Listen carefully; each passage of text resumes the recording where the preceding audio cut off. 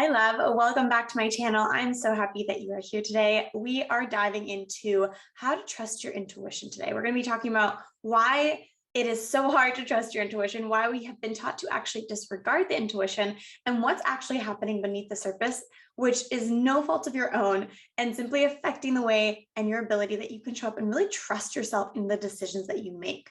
So if you see yourself as an indecisive person, or if you feel like you have a lot of trouble making clear decisions, this is going to be a video that you're going to want to watch. Before we dive in, make sure you scroll down to the description below. There are 3 free gifts for you, as well as the monthly Feminine First workshop. This is the only free live event that I do. It's once a month, and it's a place where we can connect together, specifically as women. I call it our women's circle, where we really go in together with a group of ambitious high achievers and dive into how do we start living and leading with the feminine first to get out of the toxic masculine cycles of overworking, hustling, burnout, and really open up this new way of showing up. So I would love for you to join me there. You can get all the details in the link below. And like I said, there are 3 free gifts for you as well. Make sure you also check out my 2 custom courses if that is something that you want to dive into, if this is work that you want to really dig deeper into in your life. And then there's a few ways for you to work with me one-on-one in really accessible terms. Okay, let's dive into today's video. So how to trust your intuition. What I really want to start talking about here is the ways in which we've been taught to disregard the intuition. The intuition is this very, very powerful part of our being. It is innately there. It is already working perfectly. However, in the way that we've been conditioned and taught to show up and work and create success in our lives, we have been told that the intuition just isn't as important. So what I talk about is the PWC, the patriarchal world culture. And that's basically like the system that we live within that teaches us how to do things and what the expectations are of us, right? So if we've grown up in this societal culture, the patriarchal world culture, what we've been taught is that logic and reason trump intuition. And another way to say that is that the masculine trumps the feminine. Logic and reason is masculine. There are masculine qualities talking about how we perceive things, working with the conscious mind. And intuition is the feminine. It's the subconscious mind. It's understanding things on an emotional level, on a feeling, felt-based level, and on a soul level. It means that we're connected to something bigger. And so, of course, when we talk about the way that we're showing up to work and what's expected of us in this working environment, intuition seems a little woo-woo, and that's how it's been framed as. And so we go through life believing this to be true.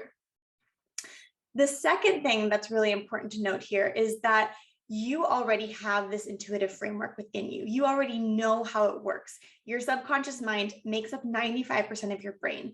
And so if we think about the idea that if we can make choices and decisions in our life based on what feels in alignment for us, by being guided by our intuition, what that actually means is we're tapped into 95% of our being in making that decision of our brain, right? Whereas with the conscious mind, we're only tapped into 5%. We're looking at the things that we can see and the things that we can understand, which there's importance to that, of course, but we're missing this incredible 95% that we really could be harnessing to make the most aligned decision, right?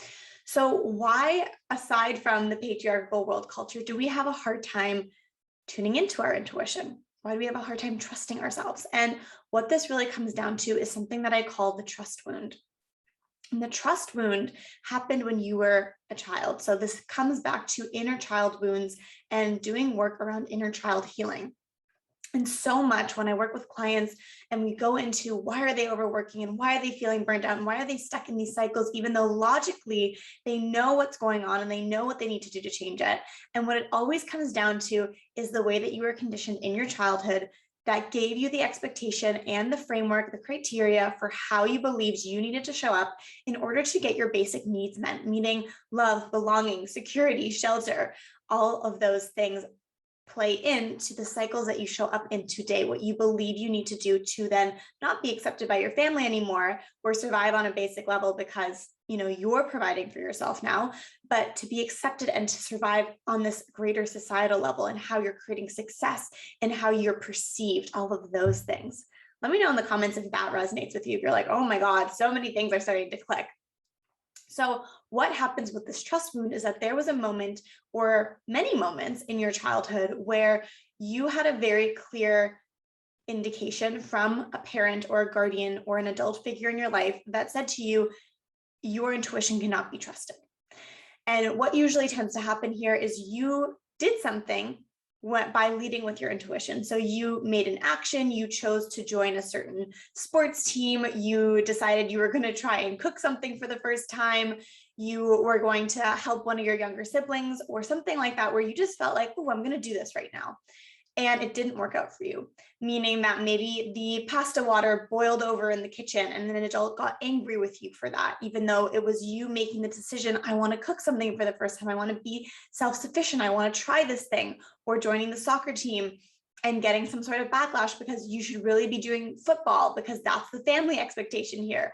Or when you're growing up and you're this, I can relate to this personally. For me, there wasn't this one experience, it was many little experiences where I was getting in the way of my younger siblings being able to get the support that they needed. And so I felt very much like, oh, whenever I let this inner child side of me out, when I want to be the center of attention, when I want to be goofy, or I want to go and try and help with one of my younger siblings, there was this, oh, you did something wrong. And that starts to create this narrative that we take on as a belief system that says you cannot trust your intuition, because when you trust your intuition, there's some sort of backlash that you get. So there's really two layers that are happening here. The one is understanding the societal norms that you've been conditioned by, and that's really about leaning in more to the feminine, accepting the feminine in your life, healing the feminine. That's a lot of the work that we do in the Feminine First workshop. Again, you can sign up for that in the link in the description. And then healing yourself on an inner child personal level. Those are going to be about your experiences and the way that you understand being able to trust yourself. It's also important to just look at the trust wound in general and see in what ways maybe you were taught that trusting other people in your life wasn't safe. And that could come back to, again, an unstable situation in your childhood or many different forms of that. And really understanding like, okay, did I feel like I could trust the people around me to show up for me, to provide for me, to be there for me, to hear me, to feel seen? Or did I maybe feel like that was missing at certain points? And so these are different levels of trust, but what it really boils down to is your inability then today to really, truly trust yourself. That's when we start second guessing things. We're not sure if we've made the right decision. And it's so important to understand that not making a decision, being in indecision, is a decision in and of itself. And what happens when you're in indecision is you tend to start to accept just what comes to you, because making a clear decision feels so hard.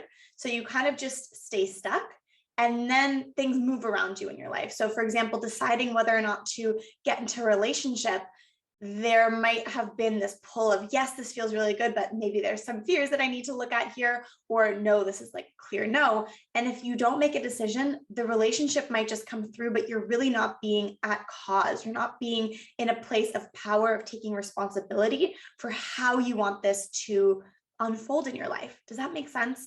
So really what trusting your intuition comes down to, and how to trust your intuition, is to get really clear on where the trust or lack of trust is coming from, and then moving into leading with the feminine so that it can feel really good to be in a relationship with your intuition, to understand the language that it's speaking to you, and for you to trust that it's giving you the right answer.